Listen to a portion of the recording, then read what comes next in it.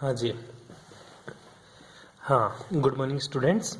आज की जो अपन बातें करेंगे ना, वो बातें करने वाले हैं। आज अपन बात करेंगे अणुसंख्यक गुणधर्म के ऊपर। विलियन पढ़ रहे थे, सिंपल सी बात है। क्या पढ़ रहा था तू? सॉल्यूशन। क्या पढ़ रहा था? सॉल्यूशन। ठीक है। सॉल्यूशन के अंदर अपन ने जो पढ़ी थी, वो लास्ट टाइम क्लास में अपन ने बात करी थी किसकी? एक्टिविटी। किसकी बात करी थी तू? एक्टिविटी और एक्टिविटी कोफिशिएंट। एक्टिविटी और एक्टिविटी कोफिशिएंट। ठीक है, इसकी बात करी थी। सिंपल सी बातें मैंने बताई थी एक्टिविटी और एक्टिविटी कोफिशिएंट को लेकर, कि देख तेरा जो एक्टिविटी होती है और एक्टिविटी कोफिशिएंट होती है, वो डिपेंड करती है किसके ऊपर? जो एक्टिव कंसंट्रेशन होती है। किसके ऊपर? एक्टिव कंसंट्रेशन के ऊपर। ठीक है, कि जो तेरी रिएक्शन में पार्टिसिपेट कर रही है ना, उसी कंसंट्रेशन की बात करते हैं अपन किसमें? एक्टिविटी और एक्टिविटी कोफिशिएंट में। ठीक है, एक्टिविटी कोफिशिएंट और एक और था। ठीक है, साथ में क्या थी? कंसंट्रेशन। इन तीनों में अपन ने एक रिलेशन पढ़ा था। वो रिलेशन क्या था? सिंपल सी बात थी गुरुजी, जो एक्टिविटी होती है ना, ये बराबर होती है किसकी? F dot C. जहां पे ए तो क्या होती है? एक्टिविटी। एफ क्या होती है? मेरी एक्टिविटी कोफिशिएंट। और सी क्या होती है? मेरी कंसंट्रेशन। ठीक है, और मैंने ये बताया था जो एफ का मान होता है ना, वो क्या हो सकता है? इसका अधिकतम मान 1 हो सकता है, 1 से कम भी हो सकता है। ठीक है, एक या मैक्सिमम 1 है, और 1 से कम भी हो सकता है। ये किसका मान होता था? अपना एक्टिविटी कोफिशिएंट का। ये बातें मैंने आप लोगों को बताई थी। तेरे को यहां तक वैल्यू प्रूफ करनी थी कि जो मेरा एक्टिविटी होती है एफ एच प्लस, क्योंकि अपन ने वीक एसिड के लिए बात करी थी। एक्टिविटी और एक्टिविटी कोफिशिएंट अपन केवल और केवल वीक इलेक्ट्रोलाइट की देखते हैं। किसकी? वीक इलेक्ट्रोलाइट, मतलब जो दुर्बल विद्युत अपघट्य होते हैं उन्हीं के लिए। और दुर्बल विद्युत अपघट्य वे होते हैं जिनका अल्फा क्या होता है? Less than 100%। इसीलिए तो क्या आ जाती है, उनके बीच में अट्रैक्शन फोर्सेज होता है। अट्रैक्शन फोर्सेज की वजह से उनकी एक्चुअल कंसंट्रेशन और एक्टिव कंसंट्रेशन के बीच में डिफरेंस होता है, और वही डिफरेंस क्या होता है? वही डिफरेंस एक्टिविटी को शो करता है। ये बातें अपन ने क्लास पीछे की में पढ़ चुके हैं। तो ये मैंने तेरे को फॉर्मूला ड्राइव करना सिखाया था, F H plus A minus divided F H A. ठीक है, dot C concentration of H plus dot concentration of A minus divided by concentration of H A. ये बातें तूने कब की? ये बातें करी तूने लास्ट क्लास में। ठीक है, यहां तक की बातें अपने लास्ट क्लास में की। तो चलते हैं, आज की क्लास में क्या पढ़ाएगा तू? आज की क्लास में कहाँ देगा तू, वो बता। आज की क्लास में जो पढ़ेंगे ना, वो पढ़ेंगे अपन, क्या पढ़ेंगे? अणुसंख्यक गुणधर्म। बहुत इंपॉर्टेंट है। ठीक है, अणुसंख्यक। देख, हिंदी मीडियम में थोड़ी सी प्रॉब्लम है। अणुसंख्यक गुणधर्म इंग्लिश में क्या बोलते हैं गुरुजी इसको? इंग्लिश में बोलेगा मेरे भाई तो इसको कोलिगेटिव प्रॉपर्टीज। क्या बोलेगा? Colligative properties. ठीक है, सिंपल, बहुत ही सिंपल है। अणुसंख्यक या अणुसंख्यक गुणधर्म। ठीक है, अणुसंख्यक गुणधर्म होते क्या है? पहले तो मोटा मोटा मेरे को इसकी डेफिनेशन बता। अणुसंख्यक गुणधर्म, अणुसंख्यक का मतलब होता अणुओं की संख्या। क्या रे? अणुसंख्या का मतलब हुआ गुरुजी अणुओं की संख्या। अणुओं की संख्या। गुणधर्म का मतलब प्रॉपर्टीज। प्रॉपर्टीज मतलब गुणधर्म। अच्छा, इंग्लिश का हिंदी, हिंदी का इंग्लिश, ऐसा नहीं है मेरे भाई। गुणधर्म का मतलब होता है उसमें क्या कैरेक्टर है उसके। ठीक है, अणुओं की संख्या के। ठीक है, तो अणुसंख्यक गुणधर्म की सिंपल सी बात यह है कि विलयन में वे गुण जो विलयन में उपस्थित विलय के कणों की संख्या पर निर्भर करते हैं। विलयन के वे गुण किसके? सॉल्यूशन के। ये ले बिकर। इसमें क्या डाल दिया तूने? सॉल्यूशन। किसका किसका किसका गुरुजी? इसमें मैंने सॉल्यूशन डाल रखा है NaCl का। NaCl का सॉल्यूशन। अब देख मेरे भाई, जो NaCl का सॉल्यूशन है ना, इस NaCl के सॉल्यूशन में क्या प्रेजेंट है गुरुजी? NaCl। क्या प्रेजेंट है? NaCl की क्या है? अणु है। NaCl के क्या है? अणु। NaCl के अणु। तो विलयन का क्या गुण होगा? विलयन का वही गुण होगा गुरुजी जो कणों की संख्या के ऊपर डिपेंड करेगा। अच्छा रे, बिल्कुल नहीं पढ़ ले पड़ा।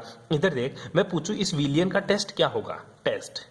ठीक है, इस विलयन का टेस्ट क्या होगा? तो सिंपल सी बात बताएगा गुरुजी, इस विलयन का टेस्ट वही होगा जो तू इसमें डालेगा। एक गिलास पानी लिया, उसमें तू नमक डाल, विलयन का टेस्ट कैसा होगा? बिल्कुल खट्टा खट्टा। ठीक है, खारा खारा। ठीक है, सॉरी खारा। ठीक है, तू डाल देगा उसमें नींबू डालते खट्टा खट्टा। तू डाल देगा उसमें चीनी डालते उसका टेस्ट कैसा हो जाएगा गुरुजी? मीठा। तो बता, विलयन के जो गुण है ना, वो किसके ऊपर डिपेंड कर रहा है गुरुजी? नींबू के ऊपर, चीनी के ऊपर, NaCl नमक के ऊपर। तो यही बात बोलती अणुओं की संख्या। अब तू चीनी के दाने कम डालेगा तो बता मीठा कम लगेगा या ज्यादा? गुरुजी ज्यादा कम लगेगा। और अणु की संख्या ज्यादा डाल देगा, चीनी खूब सारे डाल देगा, मतलब number of particles of sugar is more than, ठीक है, then solution will be become sweet, ठीक है, बहुत ही ज़्यादा मीठा बन जाएगा। बस यही चीज़ आपको याद रखनी है कि जो गुरुजी सॉल्यूशन की जो प्रॉपर्टीज होती है वो डिपेंड करती है अणुओं की संख्या पर। इसी को बोलते हैं अणुसंख्यक गुणधर्म।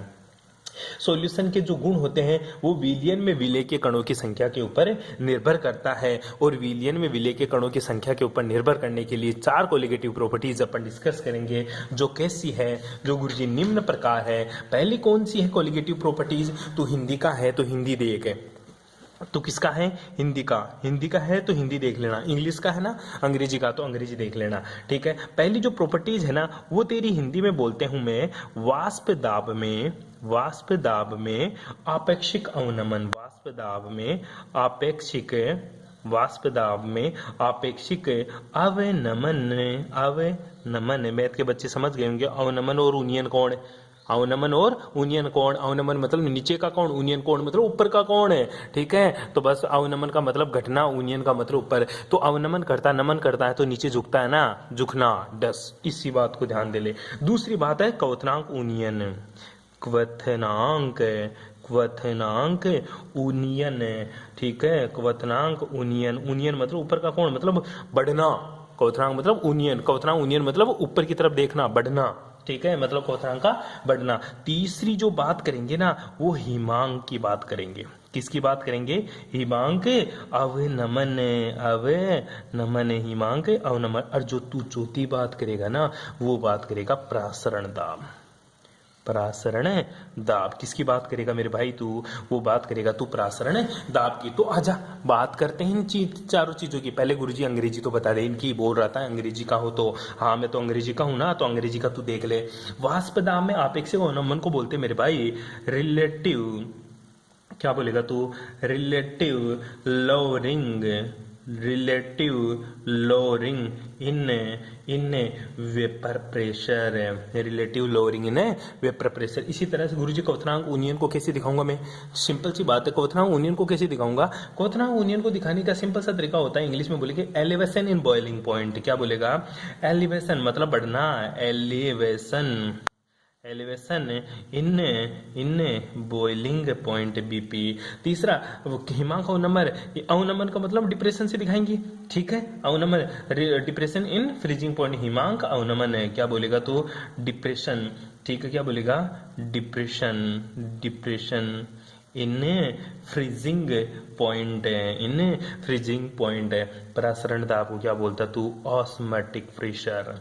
बायो वाले बच्चे बहुत अच्छे से जानता है ऑस्मोटिक प्रेशर, ठीक है। तो ऑस्मोटिक प्रेशर, बता ये चारों चीज, ये 4 प्रॉपर्टीज हैं, इन्हीं को अपन क्या बोलते हैं सर? इन्हीं को मैं बोलता हूं कोलिगेटिव प्रॉपर्टीज। ये जो चारों प्रॉपर्टीज है ना इन्हीं को किस नाम से जानता तू? कोलिगेटिव प्रॉपर्टीज के नाम से जानता है। ये चारों प्रॉपर्टीज ही किसी विलयन में विलयन के गुणधर्म के बारे में बताएगी कि तेरा विलयन किस टाइप का होगा, ठीक है। तो आओ अपन चर्चा करते हैं एक एक के, ठीक है। सबसे पहले बात करेंगे किसकी? वाष्प दाब में आपेक्षिक अवनमन की। तो सभी बच्चे हेडिंग लगाएंगे क्या? वाष्प दाब में आपेक्षिक अवनमन। हाँ रे, तू हेडिंग लगा लिया होगा। पहला क्या? वाष्प दाब में आपेक्षिक अवनमन। किसमें? वाष्प दाब में आपेक्षिक अवनमन। देख तू भूल जाएगा इस चीज को, मैं नहीं चाहता तू इसको बार बार भूले, तू बार बार कॉपी को पढ़े, क्योंकि तेरे को एक ही तो काम नहीं है केमिस्ट्री पढ़ना, बहुत सारी चीजें पढ़ेगा तू। तो एक एक का अर्थ देख ले तू। वाष्प दाब का मतलब क्या होता है? वाष्प द्वारा लगाया गया दाब। वाष्प दाब का मतलब क्या होता है? वाष्प द्वारा लगाया गया दाब, वाष्प दाब का मतलब वाष्प द्वारा लगाया गया दाब। अच्छा, तेरे ऊपर लगाएगा, फिर किसके ऊपर लगाएगा? गुरुजी पात्र की सतह पर। किसके ऊपर है? पात्र की सतह पर वाष्प दाब मतलब वाष्प के द्वारा लगाया गया दाब क्या कहलाता है? वाष्प दाब कहलाता है, ठीक है। जैसे तू पानी को गर्म करेगा तो तेरा सोच ले, तू तो कुकर ले ले, रोज दाल बनाता तू, ठीक है। तो दाल बनाते टाइम पे क्या होता है? उसमें क्या होता है? बॉईल होता है तो ऊपर जाकर प्रेशर लगता है, ठीक है। वो किसका? वाष्प दाब, पानी का वेपर प्रेशर लगता है। आपेक्षिक मतलब किसी के सापेक्ष, किसी के सापेक्ष, किसके सापेक्ष है? अरे भाई साहब, अरे किसके सापेक्ष? अरे भाई उसी के सापेक्ष जो उसका आइडियल कंडीशन में होगा। ठीक है, अभी बताएंगे क्या होता है। अवनमन मतलब कम होना, अवनमन का मतलब है कम होना, अवनमन मतलब कम होना। अब तू तेरे अकॉर्डिंग भी डेफिनेशन बना देगा, बस तू एक बार तेरे को डेफिनेशन में बोल के सुना दूं ना तो तू अपने आप डेफिनेशन लिखेगा। कैसे लिखेगा सुन ले। अब वाष्प दाब में आपेक्षिक अवनमन की जो परिभाषा होती है ना वो क्या होती है? किसी विलयन की, समझना क्या, किसी विलयन की, किसी विलयन की, ध्यान से सुनना भाई साहब, किसी विलयन की वाष्प दाब, देख मैं जो बोल रहा हूं ना वो ही लिख रहा हूं, किसी विलयन की वाष्प दाब द्वारा उसकी उसकी किसकी, पात्र की, किसकी, पात्र की, ठीक है, पात्र की सतह पर, किसके ऊपर, पात्र की सतह पर, ठीक है, डाला गया दाब या लगाया गया दाब, लगाया गया दाब क्या कहलाता है? वाष्प दाब कहलाता है, वाष्प दाब कहलाता है। ठीक है, पहली चीज, किसी विलयन की वाष्प द्वारा उसकी सतह पर लगाया गया दाब क्या कहलाता है? वाष्प दाब कहलाता है। या इसको वाष्प लिख सकता है या वाष्प दाब, तो वाष्प दाब को काट देना। किसी विलयन की वाष्प द्वारा पात्र की सतह पर लगाया गया दाब क्या कहलाता है? वाष्प दाब कहलाता है। ठीक है, फिर क्या लिखेगा? तथा तथा तथा तथा शुद्ध विलायक के द्वारा, शुद्ध विलायक, शुद्ध विलायक, शुद्ध विलायक में, ठीक है। अब देख इसकी बात करेंगे, वाष्प दाब में अपेक्षित अवनमन क्या होता है? शुद्ध विलायक में, शुद्ध विलायक में मतलब तू समझ, शुद्ध विलायक का मतलब क्या बोल रहा है गुरुजी तू? शुद्ध विलायक का मतलब मैं बोल रहा हूं कि केवल मेरे पास पानी है, केवल मेरे पास क्या है? पानी, और पानी को मैं क्या कर रहा हूँ? नीचे से गुरुजी गर्म कर रहा हूँ, क्या कर रहा हूँ? इसको गर्म कर रहा हूँ। केवल मेरे पास पानी है, उसी को मैंने क्या बोला? शुद्ध विलायक, क्योंकि पानी सार्वत्रिक विलायक होता है। समझना, शुद्ध विलायक में, ध्यान से समझना, किसी शुद्ध विलायक में कोई कोई कोई कोई कौन? कोई अवाष्पशील, अवाष्पशील, अवाष्पशील विद्युत अपघट्य या विलय, अवाष्पशील विलय मिलाने पर अवाष्पशील विलय मिलाने पर विलयन का वाष्प दाब घट जाता है, वाष्प दाब घट जाता है। ठीक है, इसे वाष्प दाब में अवनमन कहते हैं, जिसे वाष्प दाब में अवनमन कहते हैं। ठीक है, दोबारा समझ। पहली चीज, वाष्प दाब क्या होता है? किसी विलयन की वाष्प द्वारा पात्र की सतह पर लगाया गया दाब वाष्प दाब कहलाता है। तथा शुद्ध विलायक में अगर, तथा किसी शुद्ध विलायक क्या ले लिया? जल ले लिया, उसको तू गर्म कर दिया, ताता कर रहा, दबा के ताता कर दिया उसको। गर्म करते ही क्या हुआ गुरुजी? इसको मैंने क्लोज कर दिया ऊपर से, तो वाष्प लगने लगे इसके ऊपर। ठीक है, वाष्प बनने लगी और दाब लगने लगा। शुद्ध विलायक में कोई अवाष्पशील मतलब नमक क्या होता है तेरा? NaCl। नमक निकाल डब्बे से थोड़ा सा, उसको तू गर्म कर। ठीक है, तवे के ऊपर रख दे गर्म कर, क्या वो वाष्पशील हो जाएगा? नहीं गुरुजी, वो तो अवाष्पशील होता, वो तो ताता ही होगा, गर्म ही होगा, बट वो उड़ेगा तो नहीं ना। तो इसीलिए मैंने इसको बोला अवाष्पशील विलय मिलाने पर विलयन का वाष्प दाब घट जाता है। जैसे NaCl इस पानी में मिक्स करूंगा तो इसका जो वेपर प्रेशर लग रही थी, जो वेपर प्रेशर बन रहा था, वो क्या हो जाती है? घट जाती है। इसी को मैं क्या बोलता हूँ? वाष्प दाब में अवनमन। इसी को क्या बोलूंगा? वाष्प दाब में अवनमन। अब चल तेरे को मैं इसको एक्सपेरिमेंटली समझाता हूँ। तू चाय बनाता है, ठीक है, सिंपल सी बात है गुरुजी, हम चाय बनाते हैं, घर में चाय बनाते हुए सबने देखा होगा। जैसे चाय उफरने वाली होती है, और कभी कभी मम्मी चीनी बाद में डालती है, जैसे चाय जैसे बनने वाली होती है उसके बाद में चीनी डालती है। ठीक है, तो देख चाय उबल रही थी मतलब सर उफान पे थी पूरी। जैसे चाय उफनने वाली थी, मम्मी ने क्या किया? थोड़ी सी चीनी लेके उसमें डाल दिया। ठीक है, थोड़ी सी चीनी लेके उसमें डाल दिया। बता, उफनना बंद हो जाएगा या अभी भी वैसे ही उफनेगी? नहीं गुरुजी, वो तो उफनना बंद हो जाएगी। क्या हो जाएगी? उफनना बंद हो जाएगी, मतलब उसका वाष्प दाब घट जाएगा। पहले जितनी वाष्प निकल रही थी अब उससे कम हो जाएगी, इसलिए तो उफनना बंद हो गया। इसी को बोलते हैं वाष्प दाब में अवनमन। क्या बोलते हैं इसी को? वाष्प दाब में अवनमन। अरे भाई तू तो बोल रहा वाष्प दाब में आपेक्षिक अवनमन पढ़ा रहा है, और तू मेरे को परिभाषा लिखवा दिया वाष्प दाब में अवनमन की। तू तो परिभाषा लिखा दिया वाष्प दाब में अवनमन की, और पढ़ा रहा वाष्प दाब में आपेक्षिक अवनमन। अरे तो बेटा इधर देख, आपेक्षिक किसी के सापेक्ष, मैंने बोला किसी के सापेक्ष, और किसके सापेक्ष है? शुद्ध अवस्था में विलायक के वाष्प दाब के सापेक्ष। शुद्ध विलायक का वाष्प दाब। बस इसके सापेक्ष बात करेंगे। कैसे बात करेगा वो समझ, तू ढंग से समझ इस चीज को। किसी विलयन में विलायक में अवनमन, ठीक है। अब डेफिनेशन लिखेंगे इसकी, ठीक है। इसकी क्या डेफिनेशन आने वाली है वो देख। सिंपल सी डेफिनेशन आने वाली है क्या, किसी विलयन के, क्या किसी विलयन के, किसी विलयन के, ठीक है, वाष्प दाब में, किसी विलयन के वाष्प दाब, किसी विलयन के वाष्प दाब में अवनमन, में अवनमन एवं, एवं ध्यान से समझना, एवं शुद्ध विलायक, एवं शुद्ध विलायक का वाष्प दाब, एवं शुद्ध विलायक का वाष्प दाब का अनुपात, का अनुपात क्या कहलाता है, विलयन के वाष्प दाब में आपेक्षिक अवनमन। क्या कहलाता है, वाष्प दाब में आपेक्षिक अवनमन, वाष्प दाब में आपेक्षिक अवनमन कहलाता है। बता कोई दिक्कत है डेफिनेशन में, ठीक है। अब बात आती है गुरुजी दोबारा समझ, क्या बोला तूने, किसी विलयन के वाष्प दाब में अवनमन, वाष्प दाब में अवनमन कितना हुआ, वाष्प दाब में अवनमन कब हुआ, वाष्प दाब में अवनमन, गुरुजी ये मेरे पास पानी था, ठीक है, ये उबल रहा था, उबल रहा था, उबल रहा था खूब, मैंने क्या किया, इसमें गुरुजी क्या डाल दिया, NaCl डाल दिया, नमक डाल दिया, नमक डाला तो मुझे पता चला ये इसमें क्या चला गया, अब सॉल्यूशन हो गया।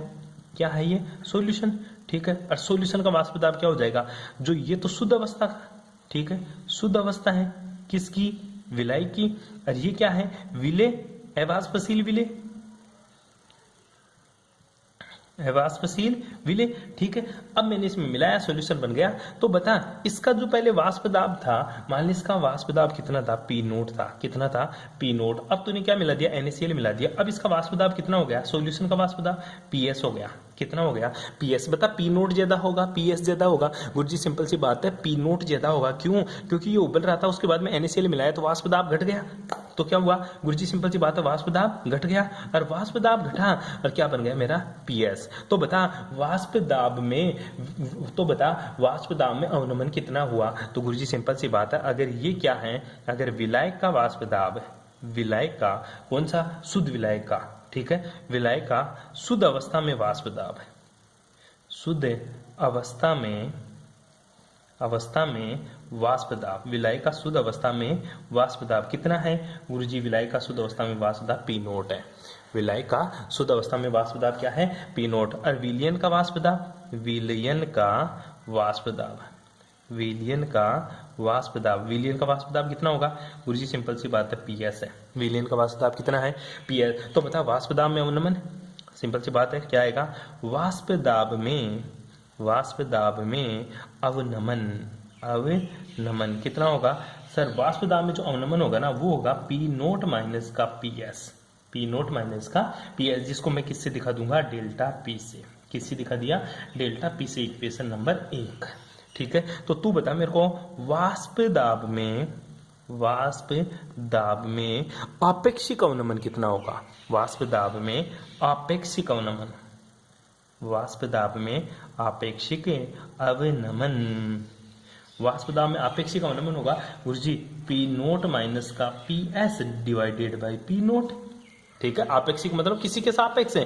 और किसके सापेक्ष, शुद्ध अवस्था में शुद्ध विलायक का वाष्प दाब, तो डिवाइड कर दिया शुद्ध विलायक के वाष्प दाब से। तो इसको मैं क्या लिख सकता हूँ गुरुजी, इसको सिंपल सा ओड में टर्म में यूज करूँ ना, तो इसको लिख सकता हूँ delta P upon P note, delta P upon P note. ये आ गया तेरा वाष्प दाब में अपेक्षिक अवनमन, ठीक है। क्या आ गया, वाष्प दाब में अपेक्षिक अवनमन। अब बात करते हैं, ये तो वाष्प दाब का अपेक्षिक अवनमन आ गया, ठीक है। लेकिन गुरुजी मैं विलायक, क्या विलायक की कितनी मात्रा डाली मैंने, विलायक कैसा था, विलायक का मोलिकुलर मास क्या है, अगर वो पूछ ले तो ये अपेक्षिक अवनमन देकर, तो मैं विलायक का फिर मास या विलायक का मोलर मास या विलेय का मास या विलेय का मोलर मास कैसे फाइंड आउट करूंगा, ठीक है। आओ अपन उसकी भी चर्चा कर लेते हैं थोड़ी। तेरे पास क्या आ गया, इक्वेशन क्या आई तेरे पास, इक्वेशन आई गुरुजी वाष्प दाब में आपेक्षिक अवनमन। तो क्या आया था तेरे गुरुजी, वाष्प दाब में, वाष्प दाब में आपेक्षिक अवनमन, आपेक्षिक अवनमन क्या था, दाब में आपेक्षिक अवनमन, क्या थी इक्वेशन? गुरुजी वाष्प दाब में अपेक्षिक अवनमन था मेरा पी नोट माइनस का P S divided by P note. ठीक है, ये थी वाष्प दाब में अपेक्षिक अवनमन की इक्वेशन। यहां तक गुरुजी मेरे को तो कोई प्रॉब्लम नहीं है, तेरे को तो है तो तू देख ले। अब चलते हैं, तू पूछा मेरे को कि मेरे को तू बता कि विलेय का मास क्या होगा, विलेय का मोलर मास में कैसे पता चलेगा मैंने कितना ग्राम मिलाया। ठीक है, तू तो बोल दिया चीनी डाल दे उसके वाष्प दाब में अपेक्षिक अवनमन आ जाएगा। ठीक है, वाष्प दाब में अवनमन आ जाएगा। मैं पूछूं चीनी की जगह में कुछ ऐसा डाल दूं और तेरे को बताऊं ही नहीं कि मैंने क्या डाला, और फिर मैं तेरे से पूछ लूं बता मैंने क्या डाला है, तो तू क्या करेगा, उसका मोलर मास निकालेगा, और मोलर मास निकाल कर तू फाइंड आउट कर लेगा कि ये मैंने क्या चीज डाली है। क्यों? क्योंकि जैसे मान ले तूने NaCl डाला, NaCl का मोलर मास होता है कुछ ना कुछ।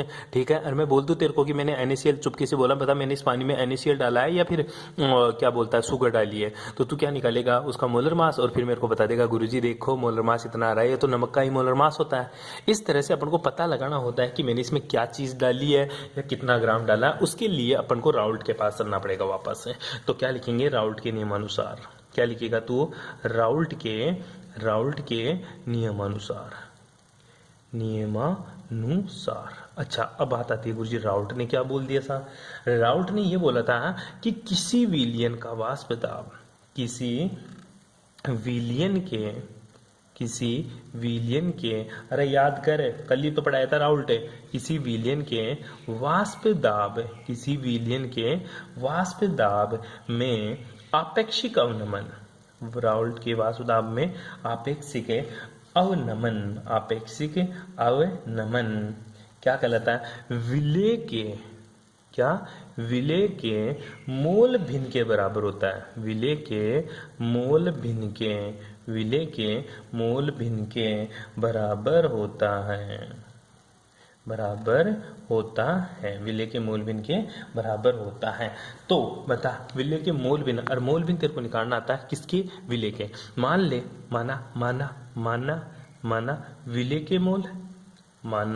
विलेय के मोल, ठीक है। विलेय के तो जो मोल ले रहा ना वो तू ले ले, कुछ तो क्या ले लूं, विलेय के मोल लेने मेरे को। ठीक है, मान ले विलेय के मोल तूने क्या ले लिया, Na।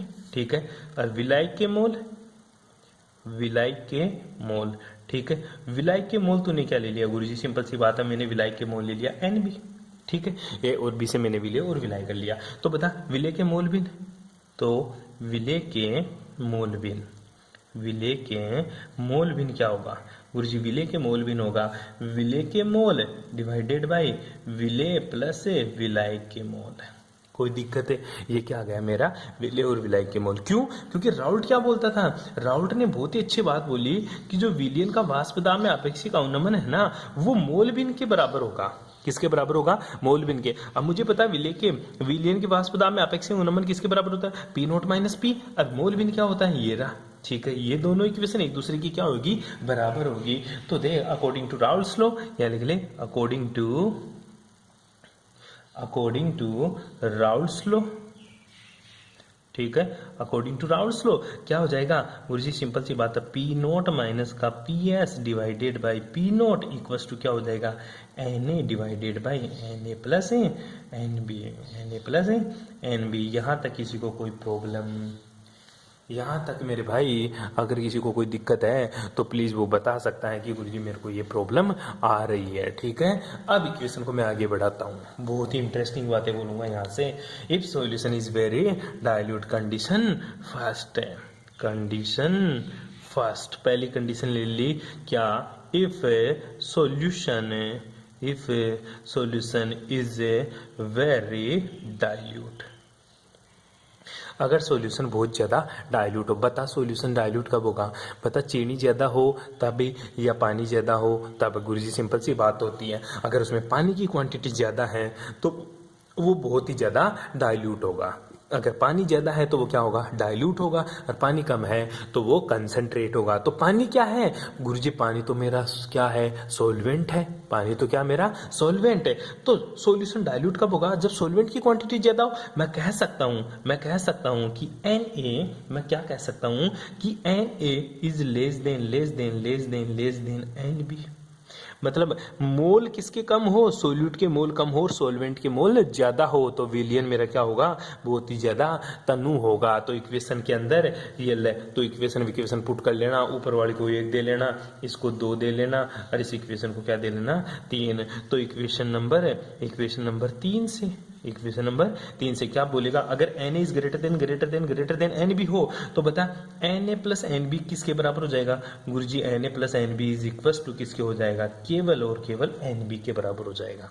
किसके बराबर हो जाएगा, एनबी। क्यों, क्योंकि Na की मात्रा क्या है, एनबी की तुलना में बहुत ही ज्यादा कम है। अगर बहुत ही ज्यादा कम है तो उसको अपन नेगलेक्ट कर लेते हैं कि Na था ही नहीं, अरे समुद्र के पानी में उठा के तू 1 बाल्टी चीनी के डाल देगा, समुद्र के पानी में तू उठा के 1 बाल्टी चीनी के डाल देगा तो समुद्र के पानी में क्या फर्क पड़ेगा, गुरुजी कुछ ही फर्क नहीं पड़ने वाला, वो तो अभी भी खारा ही रहेगा, मीठा थोड़ी हो जाएगा। तो तेरी चीनी क्या हो गई, नेगलेक्ट हो गई। इसी तरह अगर एन बी ज्यादा है और एन कम है तो ये एन क्या हो गया, नेगलेक्ट हो गया, और एन प्लस एन बी बराबर किसके हो जाएगा, एन बी के ही बराबर हो जाएगा। तो इक्वेशन नंबर 3 से मैं क्या लिख सकता हूँ, सिंपल सा लिख सकता हूँ, पी नोट माइनस का P S divided by P naught equal to लिख सकता हूँ क्या, N A divided by N A plus N B की जगह क्या लिख दूं, एन बी।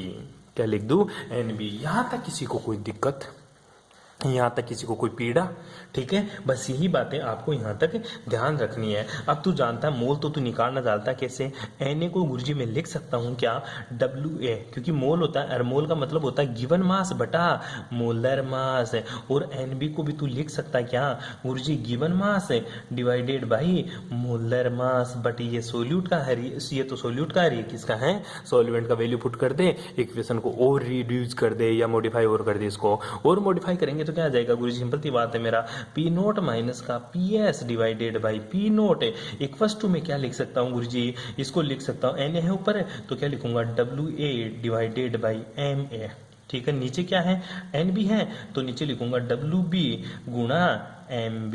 अरे कोई काट मत देना, W को W से, M को M से, ये A सोल्यूट का है, B सोल्वेंट का है, ठीक है, ये तेरी इक्वेशन। अब चाहे तुझे सोल्यूट के मोलर मास पूछे या सोल्वेंट का मोलर मास पूछे, या सोल्यूट की मात्रा पूछे या सोल्वेंट की मात्रा पूछे, कुछ भी पूछे तो आसानी से निकाल सकता है कि मैंने कितना क्या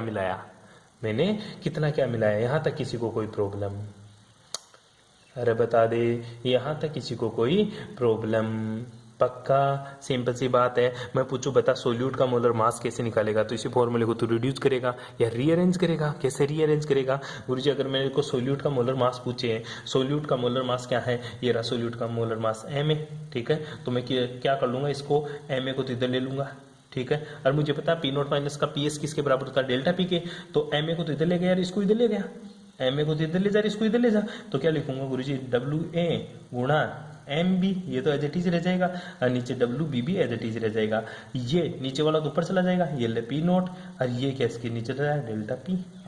बता, कुछ ही निकलवा ले तेरे से, तू सब निकाल सकता है, कुछ भी निकलवा ले तेरे से, तू सब निकाल सकता है, यहाँ तक है, ठीक है, कोई दिक्कत यहाँ तक है, ठीक है। आगे देखते हैं, अगर सोल्यूट डाइल्यूट ना हो तो, अगर सॉल्यूशन इज नॉट डाइल्यूट, अगर सॉल्यूशन डाइल्यूट नहीं हो तो क्या करेगा तू, चलो उसके बारे में भी देखते हैं अपन।